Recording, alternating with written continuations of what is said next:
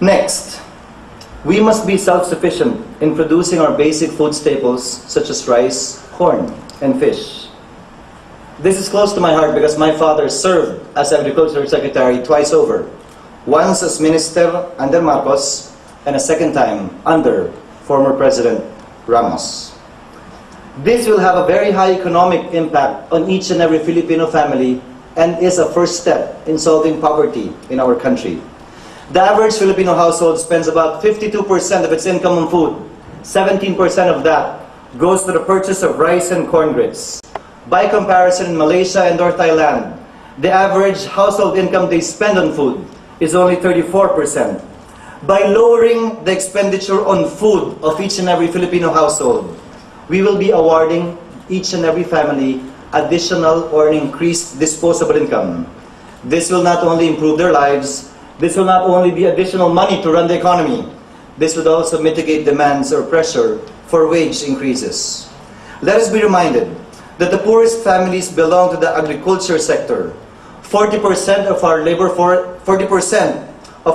force are directly dependent on it, and 20% indirectly benefiting from it.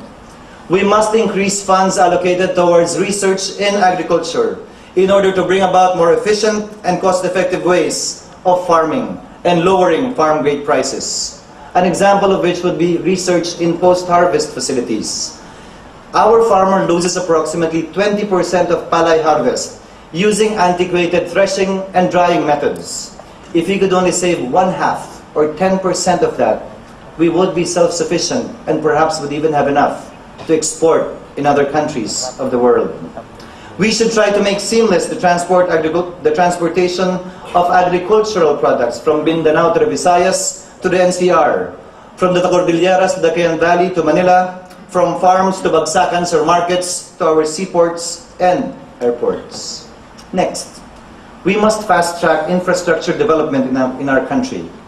Aside from pump-priming our economy, we would be bringing down the cost of transportation, and we will be opening up areas of our country that have not yet been developed. We must prioritize projects already partially built. Half a bridge is equivalent to having no bridge at all.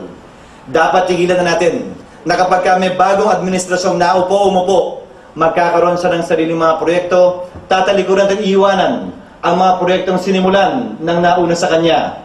Kinakalabasan tuloy, kaling bitin, tulay na hindi natapos. Hindi dahil mali, kung hindi dahil ayaw lamang niya.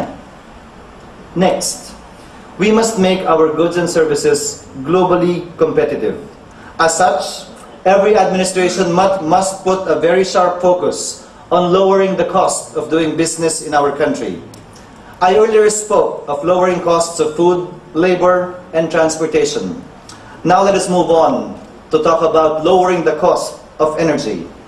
We must complete the full implementation of the EPIRA law. The assets of Napocor, including its generation plants and PPAs, must be privatized, which as of now stands at only 40% privatized. It is likewise unconscionable to my mind that we impose a royalty of 1 peso and 46 centavos for every kilowatt hour of energy produced from our own resources, and yet impose only approximately 17 centavos per kilowatt hour on imported coal. We should consider as well lowering our income tax rates equal to that of our neighbors or comparative or competitive to that of our neighbors.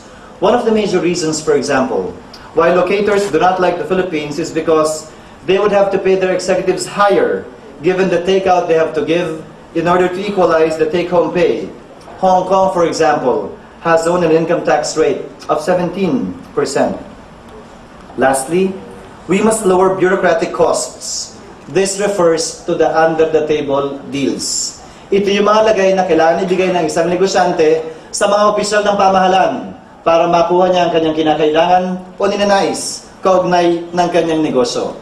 Simply put, this must be put to a stop. We must be able to establish and put up islands of good governance within the executive branch and within government.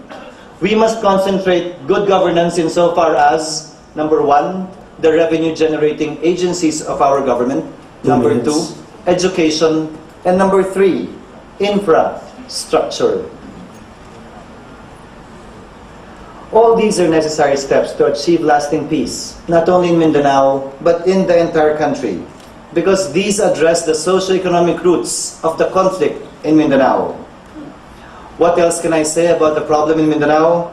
Let us begin with one basic principle. It is better to talk than to shoot.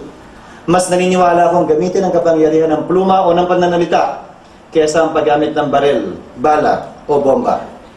I possess no silver bullet, nor magic wand, but this I can promise you.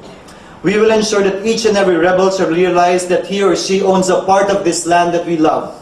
That whatever our creed, color, our political beliefs, or ethnic group, we are first and foremost Filipinos.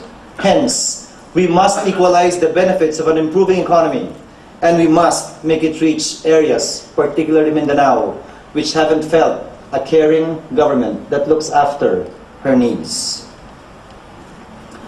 Whoever elects himself or herself president in 2010 will definitely climb a steep mountain. Out of a sense of duty, with honor, and for love of country, whoever wins, whoever gets to lead our country, all of us must pledge to work together and rally behind him or her. By working only as a team, by working together, there is certainty that we will go farther than where we have reached this past so many decades. 23 taon gulang ako nung unang nahalal bilang Pangulo, si Pangulong Ramos. At naalala ko ang kanyang salita ng mga sinasabi noon. Kailanman hindi niya sinabing, kaya ko to. Ang palagi niyang sinasabi, kaya natin ito. Walang sino mang sa amin nakatayo sa harap ninyo ngayon ang aangkin ng lahat ng talento, galing at dunong para sagutin ang mga tanong, resolbahan ang mga problema. Kinakailangan ang tulong ng bawat isa. Kaya't sa muli at sa inyo lahat, salamat po at magandang hapon.